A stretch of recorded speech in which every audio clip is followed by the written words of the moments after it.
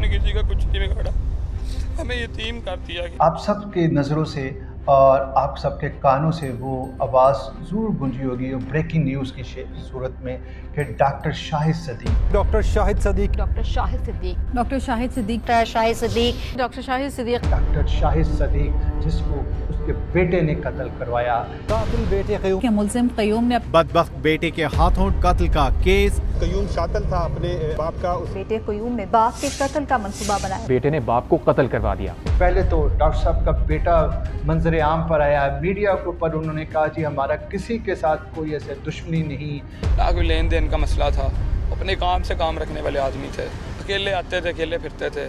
उन्होंने protocol शोटोकॉल guard हर चीज़ छोड़ दी थी। वो कहते मैं शरीफ आदमी हूँ, मेरा काम नहीं है, हमें बस इंसाफ चाहिए। कि डॉक्टर शाहिद के बेटा डॉक्टर साहब से डिमांड करता था, जबकि डॉक्टर साहब ने 5 लाख रुपए